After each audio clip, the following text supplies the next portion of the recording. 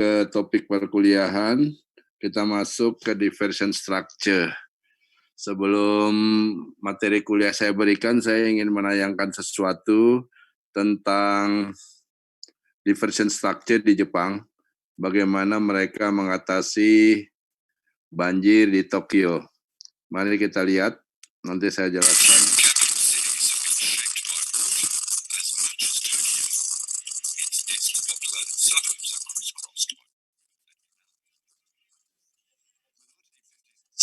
These streets of old downtown low-lying Tokyo were the scene of a terrible Jadi disaster. sekitar tahun 60-an, daerah ini adalah daerah langganan banjir.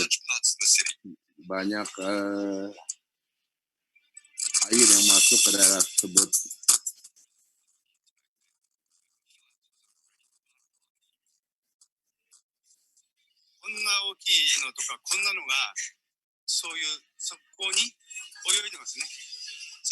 Jadi sekitar itu banyak air katanya kalau banjir. Kalau lagi banjir tuh banyak ikan-ikan katanya. Jadi dia bisa menangkap ikan. Tapi sekarang sudah berubah.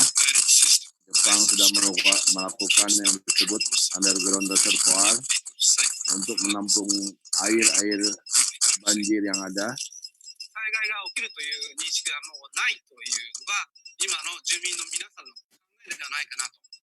Jadi zaman sekarang ini banyak orang-orang Tokyo yang sudah tidak tahu lagi sejarah banjir dulu. Jadi mereka nggak bisa membayangkan bagaimana dulu mereka jadi langganan banjir. Ini dikarenakan mereka sudah membangun reservoir raksasa di bawah tanah, underground reservoir yang sangat besar. Ini mencakup 4 sungai utama yang melintasi Tokyo. Jadi aliran-aliran sungai yang berlimpah tersebut bagian dialirkan ke underground-nya. Jepang ini, terutama di Tokyo ini rawan terhadap bencana, baik itu gempa bumi ataupun typhoon. Hampir setiap tahun terjadi typhoon. Ini adalah kanal-kanal yang dibangun untuk menampung limpasan air yang berlebih.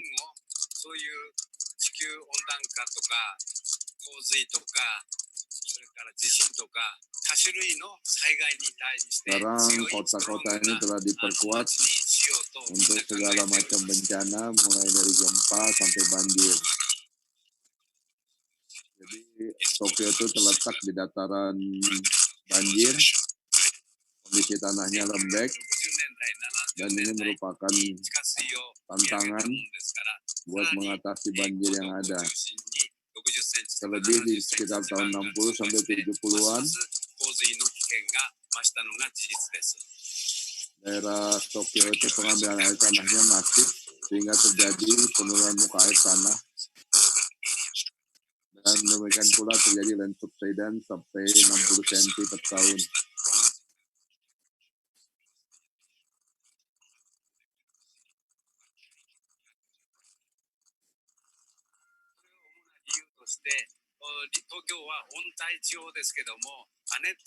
Dan sekarang perubahan iklim di Tokyo menjadi lebih panas dan kejadian typhoon lebih sering dengan curah hujan yang tinggi.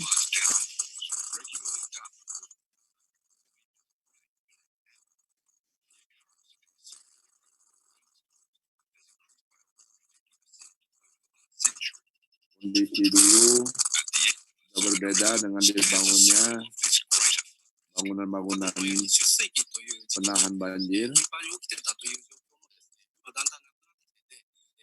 Kita lihat tanggul-tanggul yang melintasi kanal-kanal tersebut tinggi-tinggi ya. Kemudian di sekitar kanal tersebut ada dataran banjir yang waktu kering bisa digunakan untuk sarana rekreasi. Ini sebenarnya dari dataran banjir. Ini pintu air yang dibangun beraliran.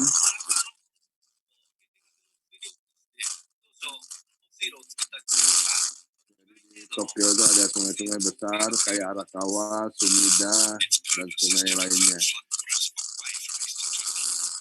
Ini adalah tempat penampungan.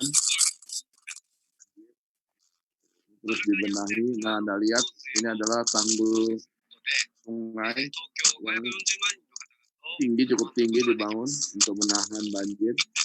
Jadi ketika banjir, air dipompakan dari daerah rendah menuju ke tampungan tersebut. Bagian dialirkan ke groundwater tank tadi.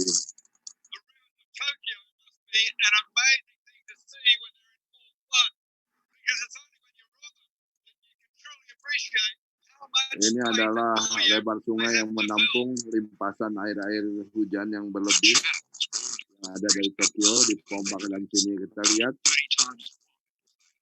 tanggulnya setinggi itu. Ini ada pintu air yang digunakan untuk menutup ketika tampungan air diperlukan.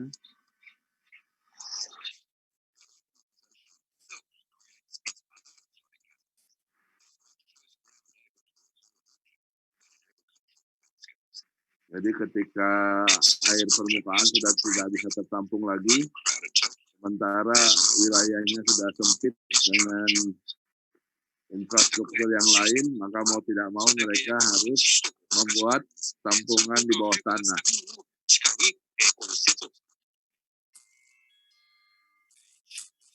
Ini adalah ruang kontrol bagaimana mereka mengatur penampungan di bawah tanah tersebut secara otomatis dari pusat informasi. Inilah besar dari lubang spillway, salah satu lubang spillway, diameternya sekitar 30 meter.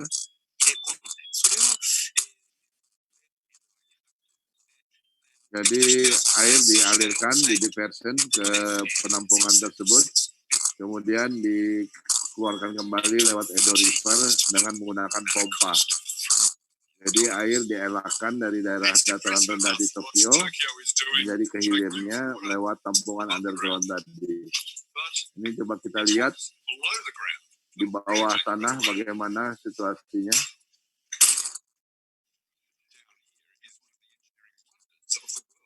Ini adalah satu dari keajaiban engineering. Ini adalah salah satu drone reservoir terbesar di dunia.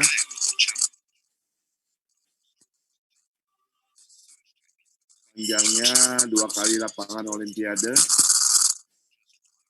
dengan kedalaman yang mencapai 70 meter.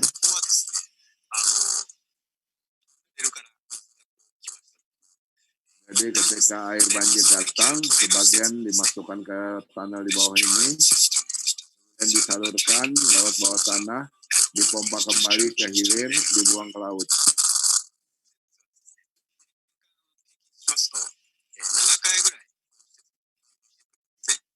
Jadi zaman dulu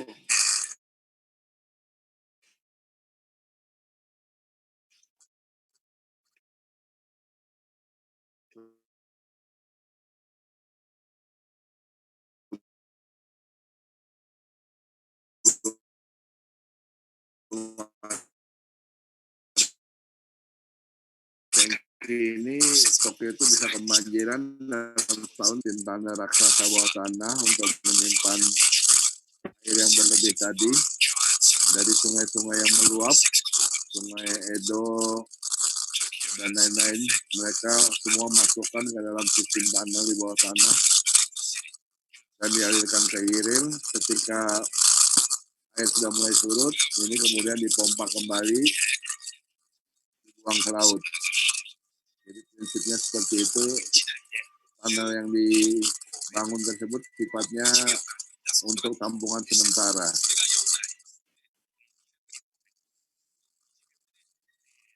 Jadi mereka dapat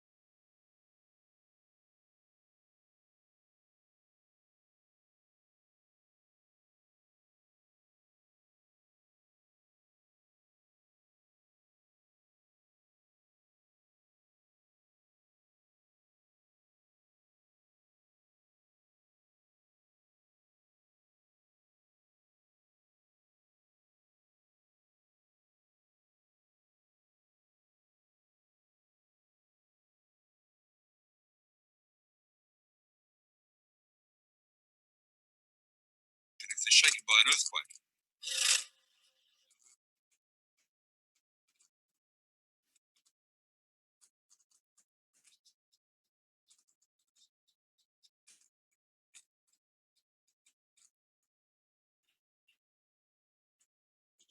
Yang di badan airnya sendiri bisa digunakan sebagai tempat rekreasi, sehingga banjir yang dulunya sering melanda jalanan sekarang dengan cepat bisa diatasi.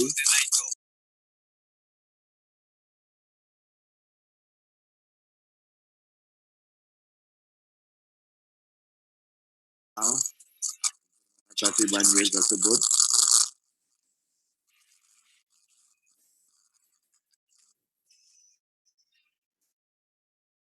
Ya, jadi kira-kira itu tayangan yang saya gunakan sebagai pengantar.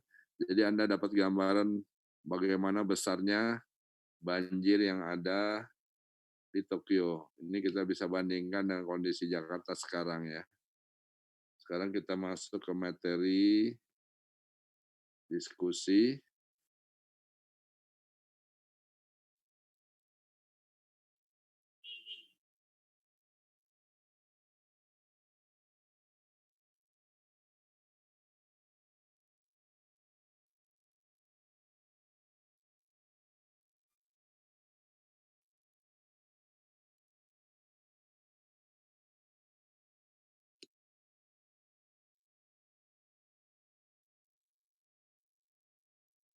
Bisa dilihat screen yang baru di layar? Bisa, Pak. Ya, jadi saya akan mendiskusikan beberapa hal terkait dengan diversion structure. Jadi nanti kita bisa melihat diversion structure itu bisa digunakan untuk mengendalikan banjir dan juga bisa digunakan untuk kepentingan irigasi. Ini kita bisa lihat nanti bagaimana sensitivitas dari diversion structure kita kalau untuk irigasi dan untuk banjir ya. Nanti kita masuk ke topik diversion sensitivity di sini. Kemudian nanti di bangunan-bangunan kontrolnya kita bisa melihat bagaimana proses atau bekerjanya weir dan orifice. Weir adalah salah satu bangunan hidrolik yang dikategorikan sebagai bangunan pelimpah, overflow, sedangkan orifice adalah yang underflow-nya. Kemudian nanti kita masuk ke analisa hidrolika untuk bangunan diversion kita, juga contoh-contoh analisa bagaimana kita melihat performance dari bangunan diversi kita. Nanti terakhir kita tutup dengan jenis dan konfigurasi dari bangunan diversi. Saya masuk saja ke bagian pertama.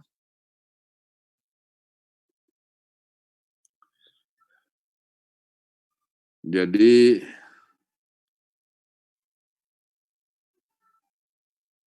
diversion structure ini kita gunakan dua fungsi.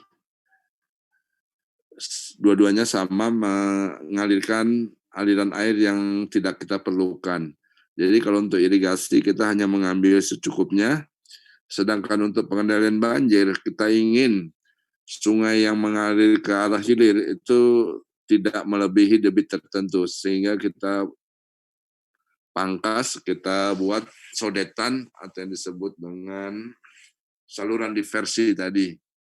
Ini biasanya kita buat di titik-titik percabangan, karena kita sodet, maka dia bercabang. Dengan demikian ada kemungkinan dimensi antara sungai alami dengan sungai sodetan itu berbeda. Contoh sodetan yang ada di Jakarta itu ada kali banjir kanal barat dan banjir kanal timur. Di situ contoh sodetan, nanti kita lihat bagaimana performansnya. Ini contoh sodetan. Kita punya daerah irigasi di sini. Kemudian kita ingin daerah ini kita proteksi dari banjir, karena itu ini kita sodet yang disebut dengan flood diversion channel. Jadi ini satu flood diversion kita buang ke laut secara langsung, sedangkan air yang sisa akan mengalir ke sini, di sini kita sadap. Ini adalah diversion channel yang kedua, kita ambil, Kemudian di dalam jaringan ini kanal-kanalnya kita membagi-baginya secara proporsional tergantung berapa luas yang diairi. Jadi ini adalah diversion struktur yang lain yang akan membagi air sesuai dengan untuk irigasi intermittent, continuous, atau adjustable flow nanti. Kita lihat bagaimana diaturnya. Ini terminologi yang kita gunakan, ini disebut dengan incoming channel. Incoming channel ini debit yang masuk ke sungai alami. Kalau ini continuing channel, ini adalah sungai alami yang ada awalnya. Kalau kita ingin mempertahankan infrastruktur kita yang ada di hilir sini, biasanya ini kita sodet. Nah, ini yang disebut dengan off-take tadi. Ini adalah contoh-contoh diversion.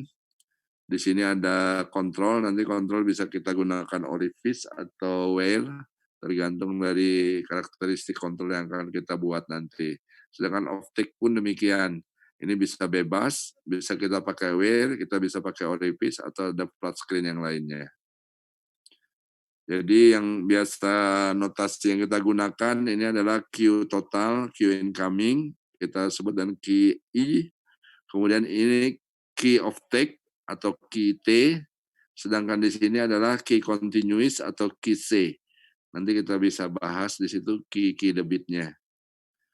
Nah, di operasi bangunan diversi untuk irigasi, kita biasanya memilih diversinya itu tergantung dari bagaimana irigasi itu dioperasikan.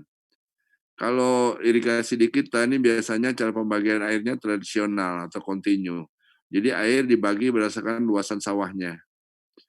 Kebutuhan air tergantung dari kebutuhan total dari luasan tersebut. Jadi semakin luas airnya, dia dapat bagian semakin banyak.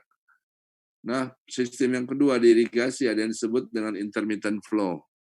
Jadi ini irigasi dibuat on-off untuk tiap-tiap blok, atau nanti lebih besar lagi, bukan blok tersier, lebih bisa di blok sekunder on-off-nya. Ini kita sebut dengan intermittent flow. Dan yang paling canggih di antara yang split dan intermittent ini adalah yang adjustable flow. Jadi flow kita seperti halnya di air minum di rumah. Ini kita bisa atur berdasarkan buka tutup dari keran atau pintu air yang ada di lapang. Ini salah satu irigasi yang sudah canggih. Pengaturannya bisa kita menggunakan hidromekanikal seperti yang sudah kita bahas di pertemuan sebelumnya, ataupun juga manual, ataupun yang otomatis dengan bantuan remote control.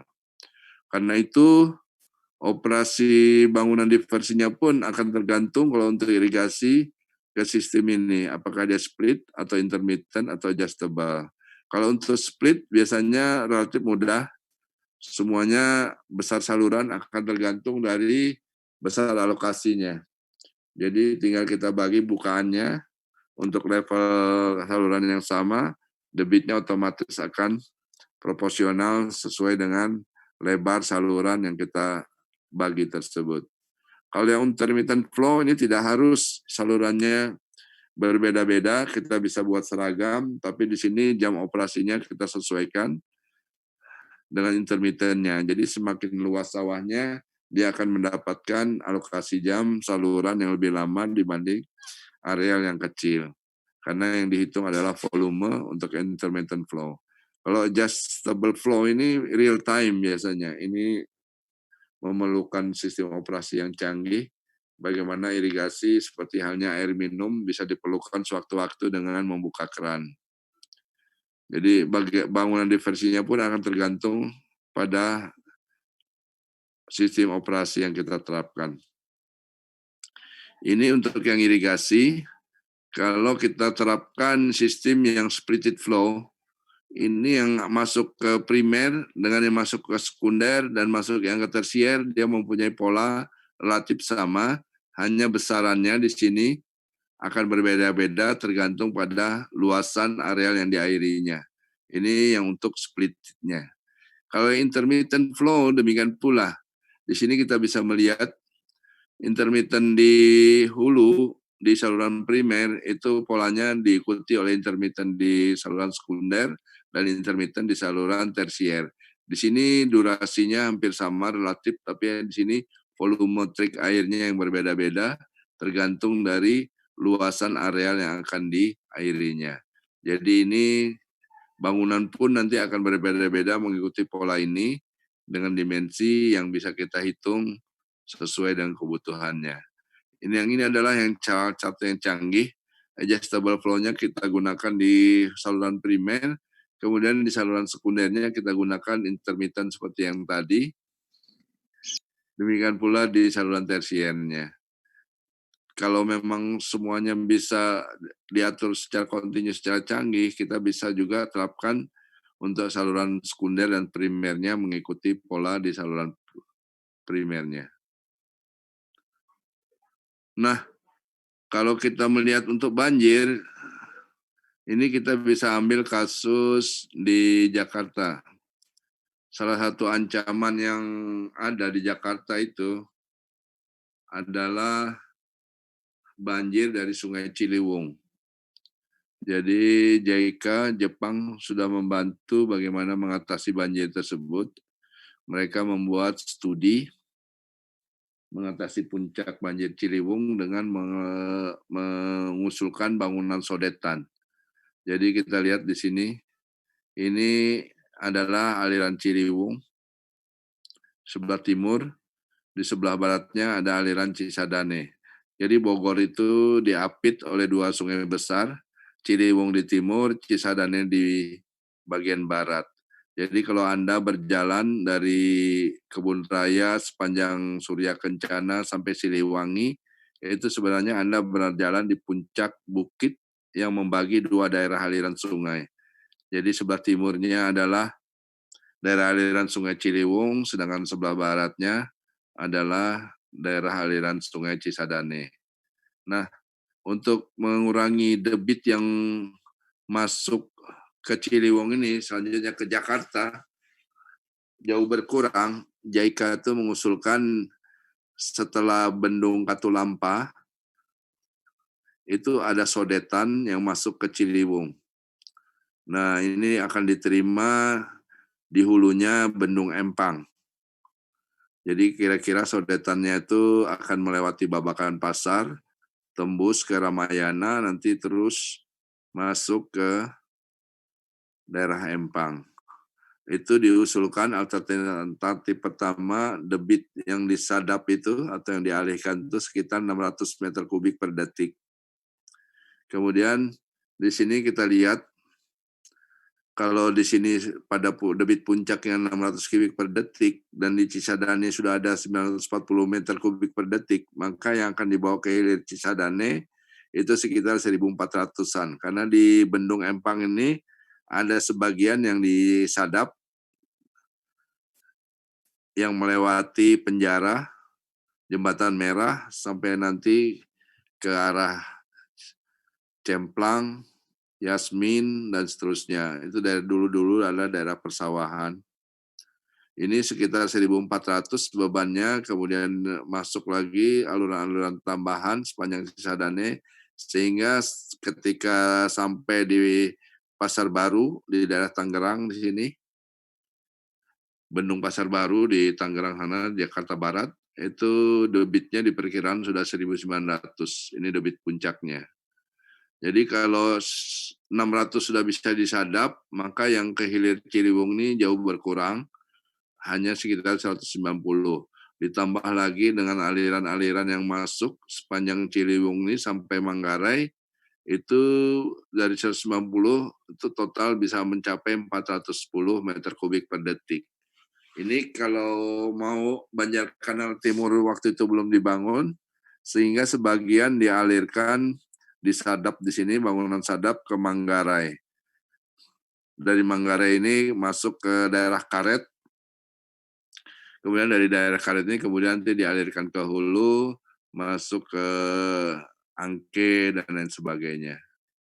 Jadi itu kira-kira usulan dari JICA Jepang. Ini alternatif kedua, yang dialirkan ini tidak 600, tapi separohnya. Jadi tetap di sini masih membawa debit yang besar, sehingga debit yang masuk di sini bertambah. Jadi di Manggarai ini jadi tempat tampungan sementara long storage untuk Ciliwung juga. Oke. Kemudian kita lanjutkan. Operasi ragam diversi untuk banjir itu macam-macam ya. Jadi ada yang proporsional seperti halnya di irigasi tadi. Jadi air yang mengalir dengan air yang disadap itu proporsional besarnya.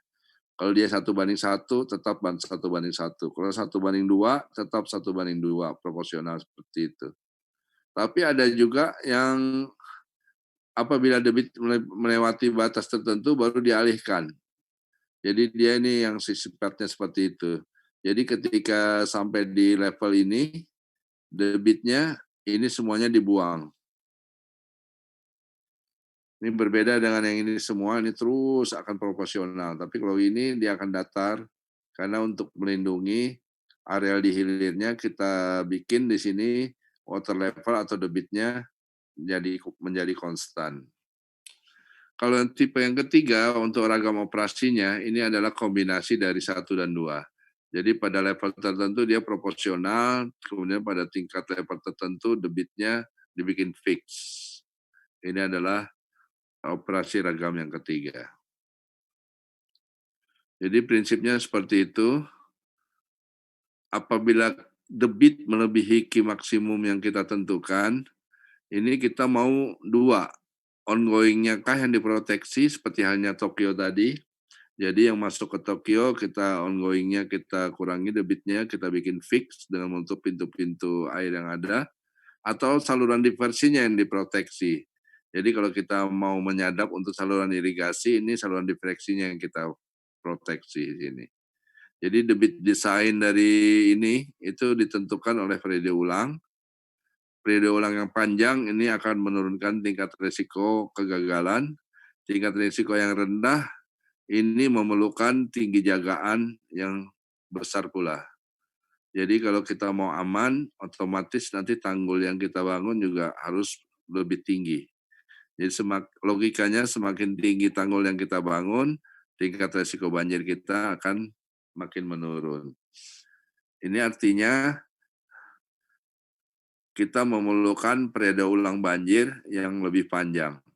Tidak bisa hanya 2 tahunan atau 5 tahunan atau 10 tahunan, tapi kita mendesain periode ulang ini sampai 100 tahun. Terkadang malah ada yang 200 tahun.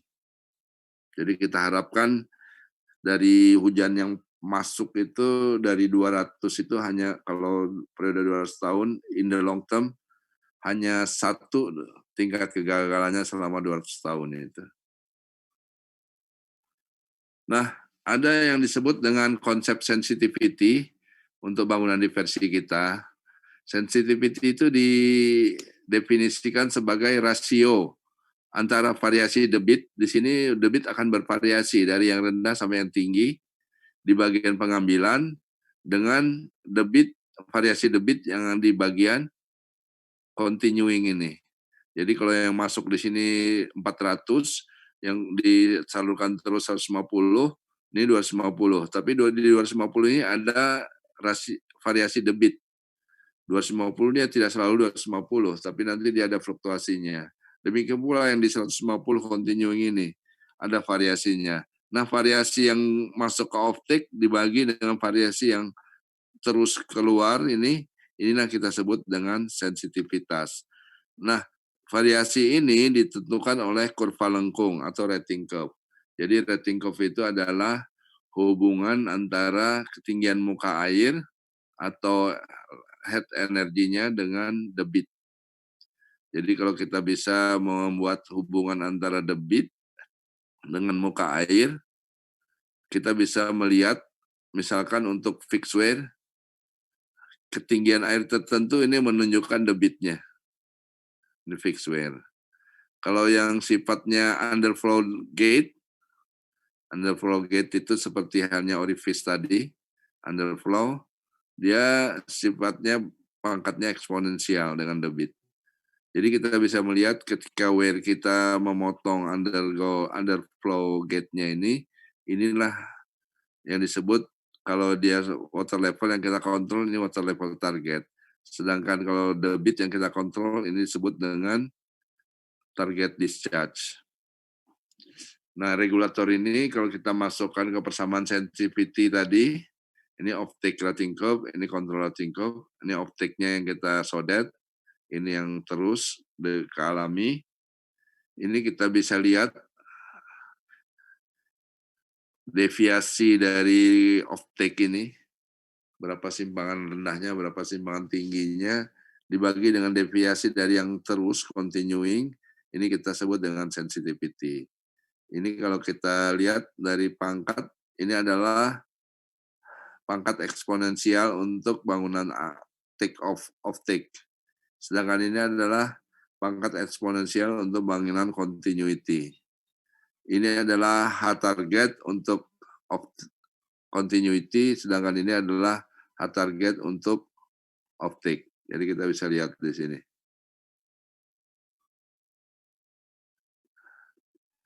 Kalau kita lanjutkan,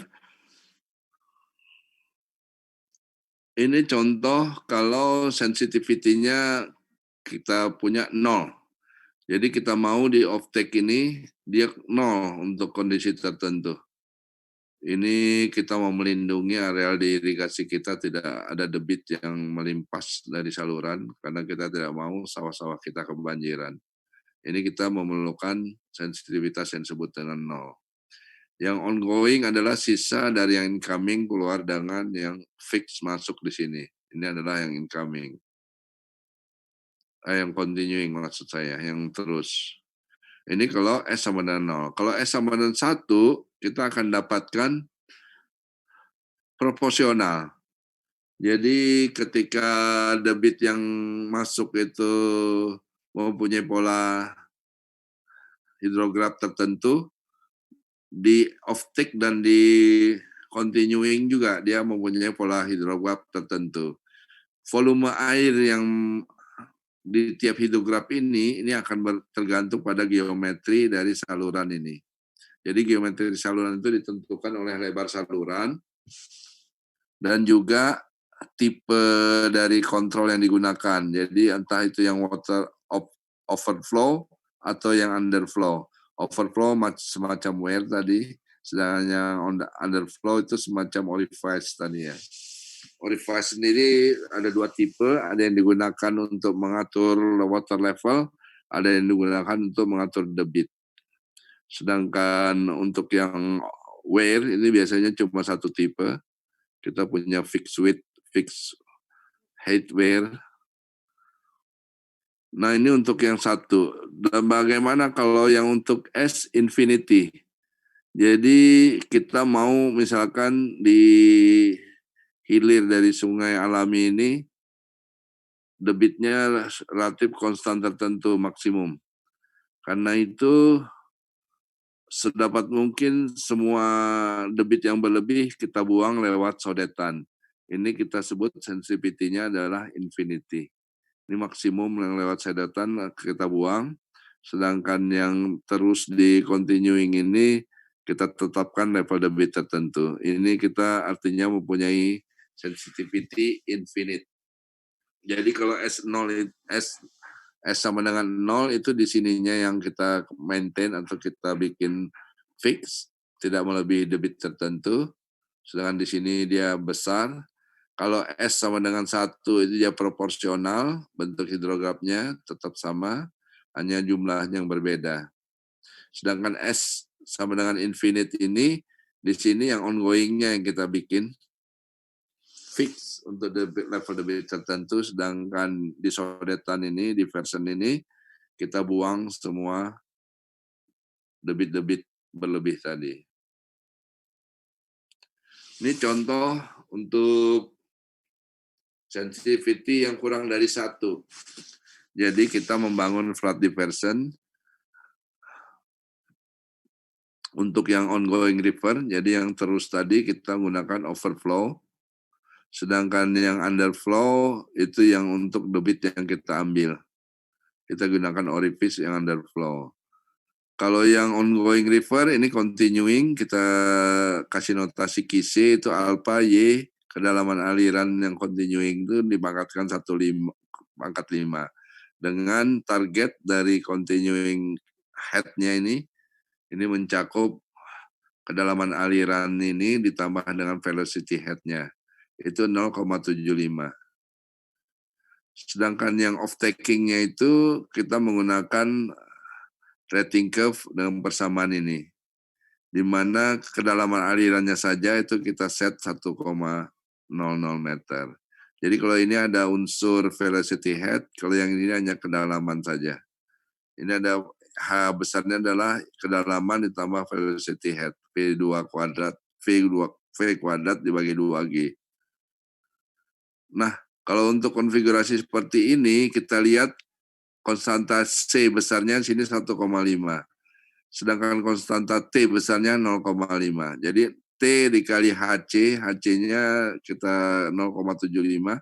Jadi 0,5 kali 0,75. Sedangkan C di sini kita lihat C-nya adalah 1,5. Sedangkan HC-nya, YT-nya target kita 1. Jadi kita lihat di sini HT kita gantikan, dekatkan dengan YT di sini. Kita bisa lihat S kita kurang dari 1. Artinya fluktuasi yang besar di bangunan intake itu kecil sekali dibanding dengan yang ongoing. Jadi itu 0,3. Jadi efek dari off-take kita terhadap yang ongoing itu kecil pengaruhnya. Berbeda dengan kondisi yang kedua. Ini yang kedua, yang ongoing-nya kita gunakan underflow, orifice. Sedangkan yang off-take-nya kita gunakan overflow, wear. Jadi, debit yang continuity ini, ongoing river, ini pakai wear, kita gunakan persamaan ini. Dengan target 1,2. Sedangkan yang off-take, yang off-take kita gunakan wear ini, B, Y pangkat 1,5 dengan kedalaman desain 0,75. Jadi sensitivity-nya kita bisa hitung dengan formula ini. S sama dengan T dikali HC dan C dikali HT di sini.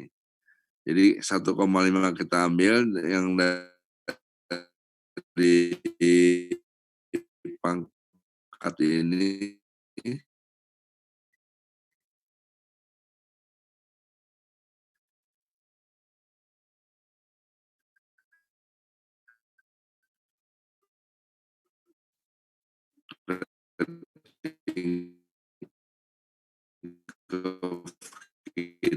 kita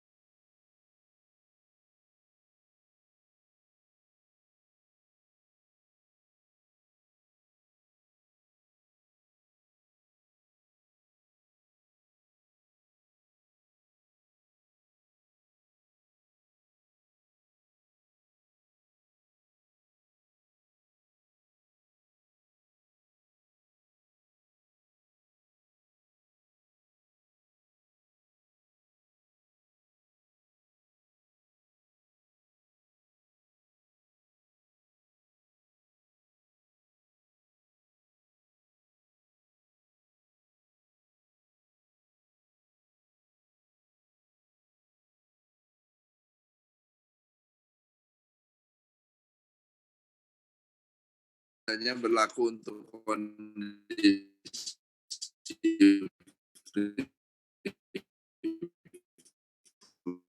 low, tapi ketika sudah backwater kita menggunakan pendekatan yang berbeda untuk segmen yang ada backwater-nya.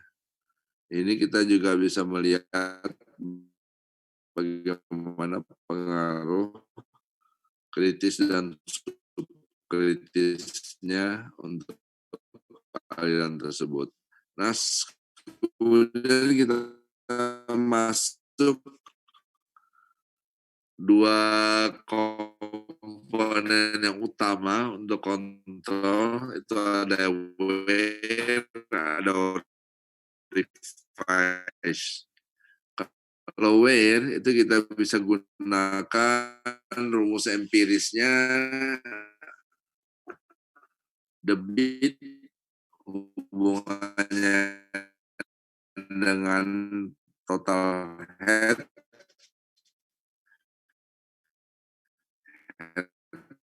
ini ada kedalaman ditambah dengan velocity head. Ini menggunakan rumus Q CBH pangkat per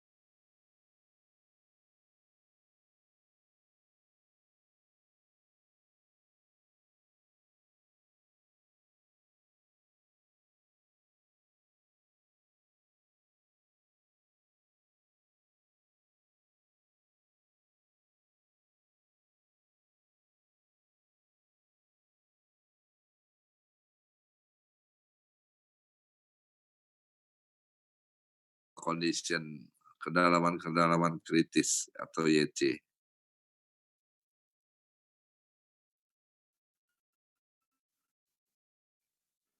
Setting float diversion structure untuk periode ulang 20 tahunan. Untuk periode ulang 20 tahunan itu kita perkirakan debit yang akan mengalir itu 400 kubik per detik. Tadi kalau untuk kasus Ciliwung itu skenario pertama 600 kubik per detik, sedangkan skenario kedua 300. Nah ini mungkin bisa masuk di skenario kedua. Kalau untuk debit maksimumnya 300 tadi ya. Kita bisa lihat sini kit yang ada di sini kita rancang offtake-nya. Kita mempertahankan downstream-nya sebesar 150 kubik, maka offtake-nya adalah untuk puncak 400 kubik, ini offtake-nya 200 kubik ya. 250 kubik. Kemudian di offtake side spillway ini dia mempunyai vertical walls. Jadi salurannya itu dibatasi oleh vertical walls. Jarak antara walls itu 30 meter. Jadi bukaan dari sodetan kita tuh 30 meter.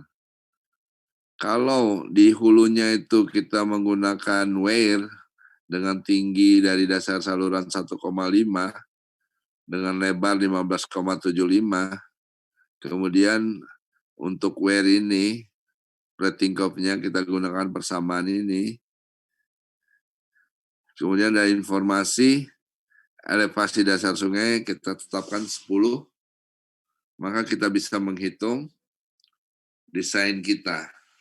Jadi energi depth untuk desain flow yang continuing ini kita rancang 150 kubik, itu HC-nya kita dapatkan sebesar 274. Jadi total H untuk yang di atas ambang itu adalah mulai dari dasar saluran, P-nya ini ditambah dengan HC yang untuk debit 150. Ternyata HC ini debit 150 kubik ini 2,74. Jadi kalau ini kita tambahkan dan tinggi ambang, kita dapatkan H, total energi untuk yang kedalaman aliran dan velocity head-nya, kecepatan aliran, head kecepatan aliran, itu adalah 4,24. Ini 4,24 ini komponennya terbagi dari YC ditambah dengan velocity head. Jadi YC-nya kita bisa hitung 2/3 dari HC. HC-nya di sini 274.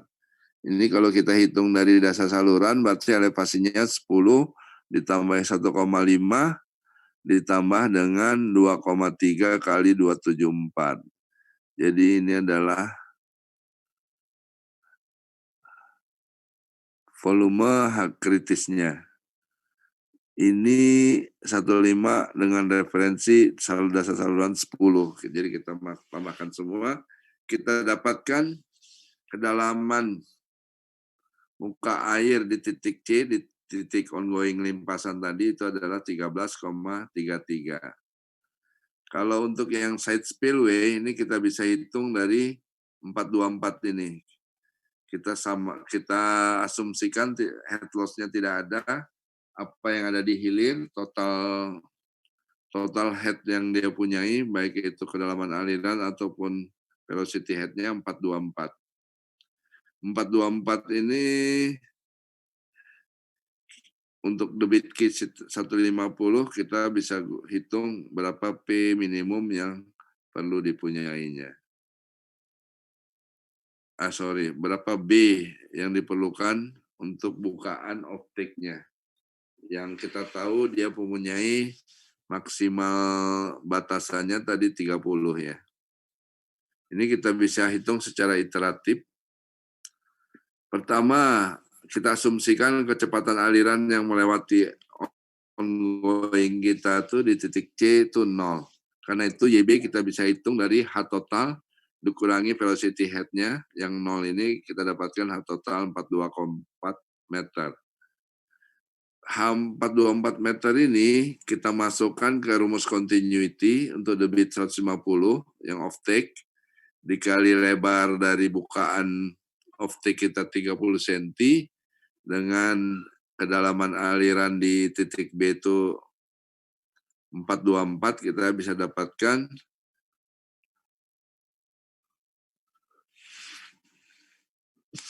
YB yang baru adalah 417. YB ini kita masukkan ke continuity, kita dapatkan velocity yang baru harusnya lebih tinggi dibanding 1,18. Di sini 120. Kalau velocity ini kita gunakan, analisa iteratif selanjutnya, kita akan dapatkan menghitung YB adalah total dari head yang kita punya dikurangi head velocity 1,2 ini. Kita dapatkan 424 dikurangi 0,05, jadi sekitar 4,17. 417 ini kita masukkan ke persamaan di sini untuk YB-nya. Kita kalikan dengan 30, lebar bukaan antara dua vertical wall tadi. Kita bisa stop di sini, karena di sini kita sudah dapati velocity head-nya sudah sama untuk YB yang sudah sama. Jadi water level di titik B itu adalah 4,17 kita tambahkan dengan elevasi bendung saluran. Elevasi dasar saluran. Kita dapatkan di sini elevasi dari dasar saluran ini lebih tinggi dibanding 14,33 yang kita hitung untuk saluran ini di titik C. 13,33, sedangkan di sini 14,17. Kemudian kalau yang incoming flow-nya ini kita bisa analisis dari total debit yang masuk. Kita desain 150 dan 250. Jadi kita punya total debitnya 400 kubik. Kemudian ini kalau kita hitung halnya seperti B tadi, kita akan dapatkan Y dan berbagai head-nya itu dengan YA 351 dan kecepatan alirannya 3,79. Jadi kalau ini kita masukkan ke persamaan utamanya, kita dapatkan 3,51 ditambah 10, ini adalah 13,51. Ini adalah water level pada hulu. Kalau kita lihat di konfigurasi ini, water level pada sini. Jadi dia lebih rendah dibanding di titik B, tapi setelah itu titik B jatuh bebas, itu water levelnya jauh lebih rendah lagi. Oke, kita sudah masuk ke sini.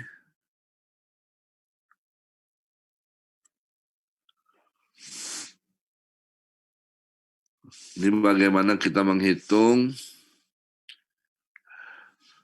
total head di poin B. Ini iterasinya sudah kita bahas tadi ya. Kemudian kita cek hasil perhitungan kita. Kita ingin tahu apakah kondisi aliran yang melewati ambang atau optik kita itu masih aliran subkritis atau superkritis. Ini kita bisa dekati dengan fruit number. Fruit number didefinisikan kecepatan aliran dibagi dengan gaya gravitasi dikali kedalaman aliran. Dipangkatkan 0,5. Jadi kalau fruit number-nya kurang dari 1, kita kategorikan aliran kita subkritis. Sedangkan lebih dari 1, itu adalah aliran yang superkritis. Nah, di dalam rancangan bangunan biasanya ada debit minimum, debit maksimum yang diizinkan atau tolerable.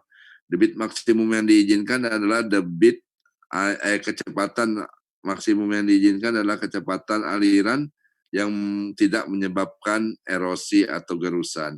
Ini biasanya tergantung dari tipe saluran yang kita punya. Kalau saluran semen, dia bisa mentolerir kecepatan yang lebih tinggi dibanding dengan saluran tanah atau saluran berumput.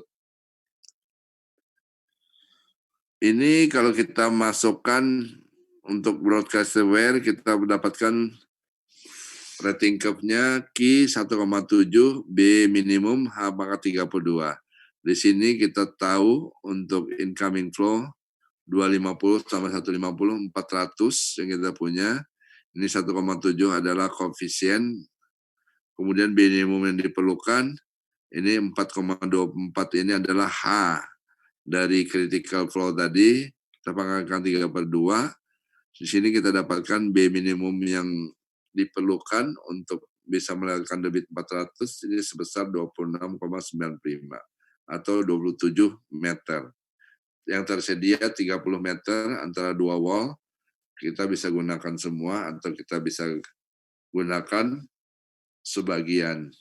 Ini nanti akan berpengaruh terhadap fruit number yang lewat. Jadi kalau bukaannya kita buka selebar-lebarnya, akibatnya kedalaman aliran akan menurun. Nah, kalau kedalaman aliran akan menurun, biasanya velocity atau kecepatan aliran di situ akan meningkat. Velocity meningkat, akibatnya terjadi erosivity. Ini kalau dia melebihi ambang batas kecepatan erodible. Kemudian yang kedua, kita bisa membatasi kecepatan aliran untuk maksimum minimum kecepatannya. Ini kita gunakan untuk menghindari terjadinya pengendapan. Jadi kalau di water treatment plant memang pengendapan diperlukan untuk kita mengambil water kualitasnya, tapi kalau di perhitungan sini, di version ini, kita tidak ingin ada akumulasi sedimen di bangunan-bangunan kita. Karena itu kita menggunakan batas minimum dari kecepatan yang diizinkan. Jadi kecepatan di bawah itu kita anggap akan menyumbang kontribusi yang besar untuk sedimen. Nah, kalau kita lihat tadi ada overflow, ada underflow. Overflow diwakili oleh wear, sedangkan underflow diwakili orifice. Ini kita bisa mengkonfigurasi dua tipe itu tergantung dari kebutuhan kita ya. Ini kasus yang pertama. Kalau yang di ongoing ini tidak ada kontrol apapun, ini kita sebut dengan free of take. Di sini ada kontrol. Itu bisa berupa wear juga atau bisa berupa orifice yang gate-nya ada di bawah. Kalau kontrol itu adalah dua-duanya mempunyai bangunan. Ini yang ongoing ini kita bisa tetapkan, ini bisa underflow, bisa overflow. Demikian pula yang di off-take, underflow atau overflow. Kalau yang open off-take, ini konfigurasi di mana dua-duanya, baik yang ongoing maupun yang off-take dari kanal-kanal kita, tidak ada satupun struktur bangunan.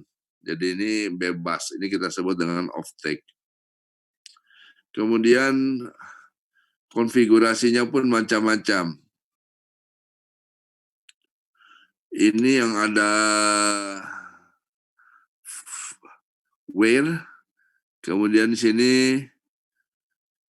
free of take. Tapi bisa kadang-kadang di sininya kita gunakan gate, walaupun di sininya free, ini beda. Ini gate free of take, ini overflow free of take. Jadi off take yang ada ini tergantung bangunan yang kita gunakan.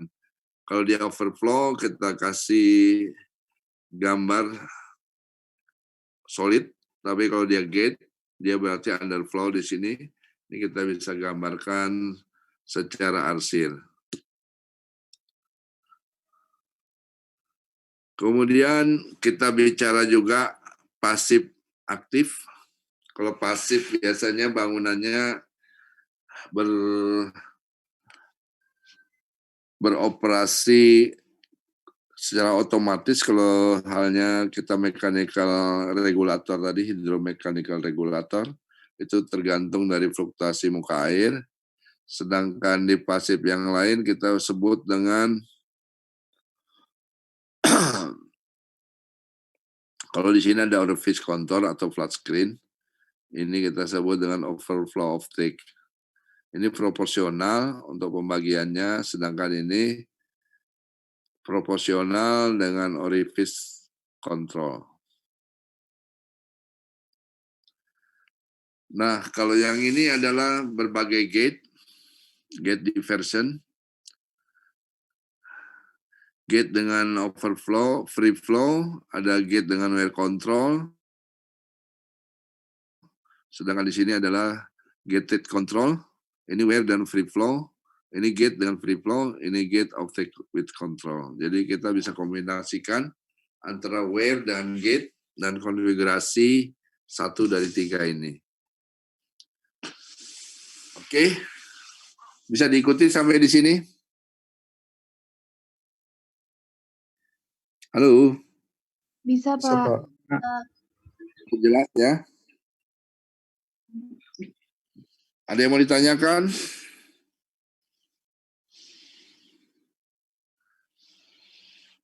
Kalau tidak ada yang ditanyakan, saya kira bisa kita sudahi diskusi ini. Terima kasih atas perhatiannya, tetap jaga kesehatan, selamat belajar. Assalamualaikum warahmatullahi wabarakatuh. Tolong yang belum mengisi daftar hadir, isi lagi daftar hadirnya, karena akan ada 2